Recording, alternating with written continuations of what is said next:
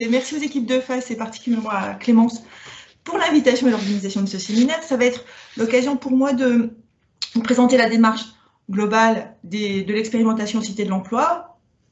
Sans doute en avez-vous entendu parler, sinon c'est justement cette occasion, et de vous convaincre que cette expérimentation tout à fait territoriale peut tout à fait embarquer évidemment les employeurs et viser cette thématique d'aujourd'hui qui est l'anticipation des besoins en compétences,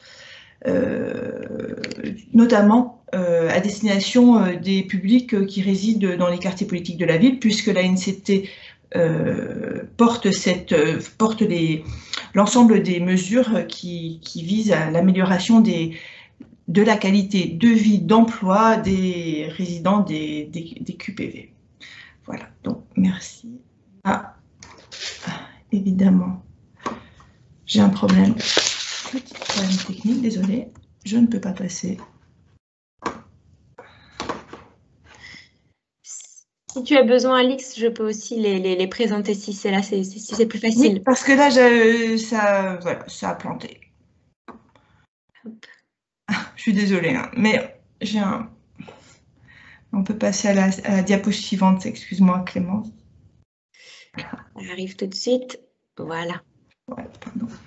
Mais c'est bien ce côté artisanal, ça met un petit peu d'humain dans des machines qui parfois fonctionnent. On peut passer à la diapo suivante si tu veux bien. Pas non plus, je me sens moins seule. Voilà, normalement on est sur la deuxième diapo. Ah, je ne la vois pas. Je ne la vois pas, mais peut-être suis-je la seule à ne pas la voir. Et auquel cas, c'est pas très grave, je peux faire en aveugle. Je la connais un peu. Bon, écoutez, je vais faire en attendant une présentation. On ne la voit pas non plus. Pardon? On ne la voit pas non plus. Ah, vous ne la voyez pas non plus. Alors, je vais...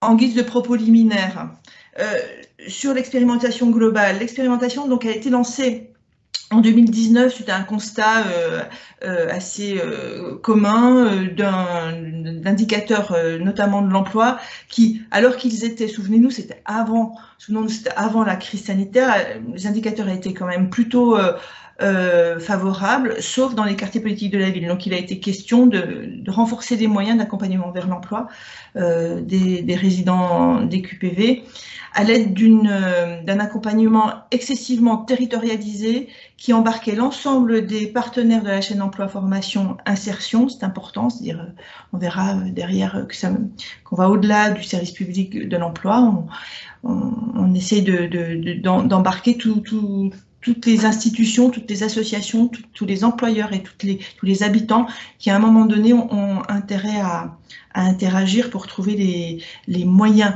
d'accès les plus adaptés. Et c'est là qu'on revient sur l'idée d'une formation adaptée. Les diagnostics qui sont encore une fois territoriaux remontent systématiquement trois types de difficultés. Même si, encore une fois, on peut trouver des choses tout à fait territorialisées. La première difficulté, c'est le fonctionnement en silo de tous les acteurs de la chaîne emploi-formation, c'est-à-dire qu'avec, je vous ai parlé des institutionnels et des opérateurs de l'emploi comme Pôle emploi, APEC, chacun a ses propres objectifs, travaille forcément dans cet objectif-là, et il n'y a pas forcément ni le temps ni les moyens pour créer des collaborations. Donc, ce fonctionnement en silo qui peut être souvent source de difficultés pour les habitants des QPV. Un taux de non-recours, ça c'est particulièrement vrai dans les territoires, aux dispositifs de droit commun. Alors, les dispositifs d'emploi ou des dispositifs sociaux, on sait qu'il y a un taux de non-recours pour le RSA, mais également en termes d'inscription à Pôle emploi, donc forcément d'accompagnement vers l'emploi. Il y a un taux de non-recours aussi de tous les dispositifs, même pour les salariés, c'est-à-dire qu'on est sur des catégories de salariat qui sont souvent moins accompagnés dans leurs droits et dans leur protection. Et enfin, un troisième point qui est récurrent aussi, des besoins non couverts, des difficultés observées qui sont sans doute territoriales et qui ne trouvent pas de réponse institutionnelle. Donc voilà, sur ces 3 raisons qu'on trouve un peu partout, on a proposé une méthode avec les cités de l'emploi qui vise à apporter des réponses à ces 3 difficultés observées. La première, relativement au problème de collaboration, c'est effectivement encourager tous les liens, toutes les collaborations entre les acteurs, la chaîne d'emploi. Je vous ai parlé des acteurs sociaux, on parle beaucoup de populations invisibles, or elles sont invisibles pour une certaine partie des acteurs. Et les bailleurs sociaux, les CCAS, savent où sont les personnes qui peuvent rechercher un emploi, mais qui pour différentes raisons ne se présentent plus chez Pôle emploi ou à la mission locale. Les employeurs aussi sont source d'informations qui méritent d'être aussi partagées en toute confidentialité. On pourra parler de la charte RGPD, mais en tout cas, à un moment donné, le besoin de collaboration entre les acteurs pour mieux connaître ce que font chacun, quelles sont les modalités d'intervention de chacun des acteurs, est complètement nécessaire et nous proposons, grâce au pilotage fort du préfet, cette animation territorialisée. Enfin, elle existe, mais elle est renforcée avec, encore une fois, un objectif fort sur les résidents des QPV. Le deuxième moyen d'action, qui doit répondre à ce fameux non-recours, qui est assez dramatique, on n'arrive toujours pas à avoir la présentation. Alors, j'ai quelques personnes qui me disent qu'ils la voient dans le chat. Ah bon? Bon, écoutez, c'est très étrange. Voilà. Donc, la deuxième réponse, c'est effectivement intensifier le recours au dispositif de droit commun. Et ça, pour le coup, c'est Garantie Jeunes, c'est AIJ, ce sont tous les dispositifs qui ont été renforcés, notamment par les plans de relance, par le plan Jeunes une solution. On a des moyens qui sont tout à fait adaptés, mais qu'il faut arriver à articuler les uns avec les autres et qu'il faut arriver à faire connaître aux personnes qui sont éligibles et qui souvent échappent à ces mesures. Alors comme ça, on a des exemples sur les premières expérimentations. À Angers, où il y a eu un travail avec les bailleurs sociaux pour aller chercher les personnes là où elles étaient et les accompagner, entendre, les écouter et leur proposer cet accompagnement attendu et adapté. À Valenciennes, il y a eu la création d'un poste de médiateur emploi qui allait aussi au plus près de la population, avec tout le catalogue des mesures disponibles. Voilà. À La Rochelle, c'est un travail avec le CCAS et Pôle emploi qui a permis d'accompagner particulièrement les mamans, les femmes chefs de famille monoparentales, qui se retrouvent avec une masse importante de difficultés à traiter et qui méritent d'avoir un accompagnement particulier. Ces personnes-là ne sont pas en mesure de s'occuper d'elles et de chercher un emploi si on les a pas aidées à trouver une solution de garde, une solution aussi qui leur permet, un accompagnement qui leur permet de bien intégrer le fait que c'est intéressant pour elles de travailler.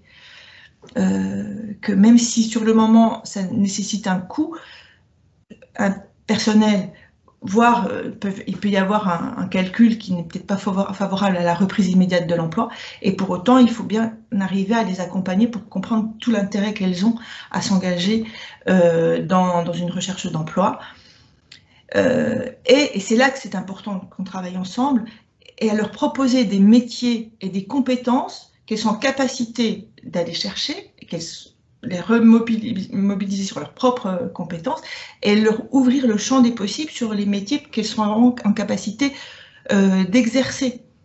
Il faut qu'on arrive à ouvrir, encore une fois, le champ des possibles. On ne peut pas toujours parler des mêmes métiers et des mêmes compétences sous prétexte qu'on est résident des QPV. Voilà. Et le troisième levier des cités de l'emploi, qui porte sur l'innovation. Nous avons une petite enveloppe que nous attribuons aux cités de l'emploi pour innover. C'est-à-dire que c'est mettre en œuvre des ingénieries spécifiques qui sont tout à fait adaptées aux besoins identifiés. Donc ça veut dire effectivement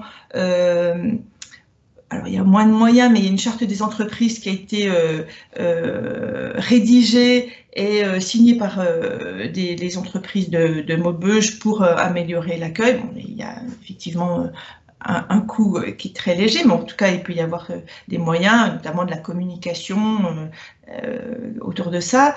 À Narbonne, là, ça peut aussi nous intéresser en termes d'exemple. Il avait été observé que la formation, il y avait une formation qui était assez intéressante à la création d'emplois, à la création d'entreprises, pardon, mais qui était un peu courte pour permettre d'améliorer les sorties positives, comme on dit dans le jargon, c'est-à-dire une sortie vraiment en emploi.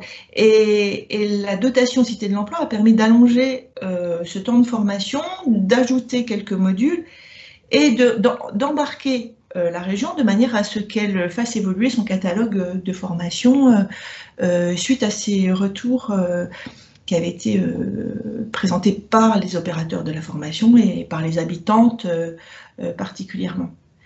Un dernier point qui peut aussi nous intéresser, c'est à Tarbes. Il avait été observé qu'il y avait un vrai accompagnement des demandeurs d'emploi et des personnes en reconversion, mais qu'il y avait un problème de compréhension. Enfin, on avait beaucoup affaire à des publics allophones, et donc le résultat n'était pas au rendez-vous. Et en fait, on a financé des heures d'interprétariat pour bien garantir que l'information et l'accompagnement étaient compris, intégrés, et que les personnes pouvaient progresser dans ce parcours d'insertion. Voilà. Ça peut paraître des toutes petites touches, hein. J'ai bien conscience qu'on n'est pas sur un projet comme ça a pu être présenté avant, mais dans la mesure où on se veut très près du terrain, très à l'écoute des besoins des habitants, des employeurs, des difficultés que rencontrent tous les opérateurs de l'emploi, eh bien, et que notre principe est de mobiliser déjà ce qui existe, forcément, les moyens qu'on met à disposition vont aller couvrir un tout petit trou de la raquette, et plus il est petit, plus on peut aussi estimer que notre appareil global est de qualité, enfin, est mobilisé. Voilà. Donc, voilà, je suis désolée si ça peut vous paraître tout à fait anecdotique, mais on voit que sur le terrain, ça permet aussi de fédérer ces partenariats globaux. L'ingénierie spécifique est l'élément déclencheur de cette collaboration d'acteurs qui permet à l'écosystème en général d'être plus efficient, tout simplement. Sur la diapo 3, nous avons normalement, si mes souvenirs sont bons, un petit schéma qui montre effectivement qu'on a des indicateurs très dégradés en QPV. Voilà. Je ne sais plus où du fait j'en suis, je suis désolée. Voilà, bon, on va la passer. C'était juste pour vous rappeler que l'expérimentation est sur 2 ans. Elle est forcément donc très agile, parce qu'il faudra quand même que dès l'année prochaine on ait des premiers résultats. Donc l'idée c'est d'embarquer le plus de monde et d'écouter le plus de monde. On est sur 84 cités de l'emploi, et là encore, comme je vous le disais, des indicateurs qui malgré tout, comme vous le voyez, qui restent très dégradés en QPV. Sur la diapo qui suit, où il y a la carte, pardon, je ne sais pas si vous la voyez. C'est bon, je suis le cheminement avec tes propos. Les quelques éléments clés. Donc, une cartographie qui recouvre des EPCI, des communes et des départements. Je vous parlais d'agilité. L'idée, c'est qu'on a embarqué des territoires qui étaient candidats, quel que soit leur périmètre. Bon, pour ceux qui sont au fait avec la géographie de la politique de la ville, on essaie de se rapprocher de nos contrats de ville pour essayer aussi d'apporter de la cohérence dans les interventions. Une articulation avec les 66 agences Pôle emploi renforcées. Donc, c'est une nouvelle approche de Pôle emploi qui a, grâce aux moyens de l'Europe, renforcé certaines agences avec des moyens humains importants. Vous voyez, 500 conseillers sur des quartiers, souvent sur des quartiers politiques de la ville. Une couverture territoriale qui reflète la géographie prioritaire. Voilà. On a 2 difficultés sur le sud-est et dans les territoires ultramarins où on est un peu moins représenté. Et puis un recoupement des dispositifs avec territoire d'industrie qui a aussi un intérêt par rapport à la thématique d'aujourd'hui, puisqu'on est aussi dans une logique d'anticipation des besoins. Certes, sur l'industrie, mais enfin, on peut aller au-delà. Et Action Cœur de Ville qui peut aussi avoir des incidences sur les besoins à venir pour la dynamisation des petites villes. Enfin, car il n'y a pas de mal à se faire un peu d'autopromo, des outils, le rôle de l'ANCT dans cette expérimentation, c'est effectivement d'outiller. Encore une fois, je vous ai dit que c'était une expérimentation très territorialisée. Pour autant, on va faire en sorte que les territoires ne réinventent pas la roue, chacun dans son territoire. Donc, on met des outils à disposition. Alors des outils effectivement méthodologiques, le diagnostic, le Vademecum.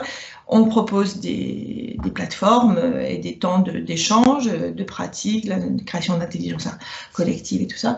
Et puis évidemment, on développe des outils de communication, notamment des petites vidéos que je vous inviterai à aller regarder sur le site Grande Équipe. Voilà, j'en ai terminé avec cette présentation un peu artisanale. Je suis désolée. J'espère que vous avez quand même réussi à suivre et être convaincu de l'intérêt de cette expérimentation et de votre association à cette cité de l'emploi à proximité de chez vous. Merci beaucoup.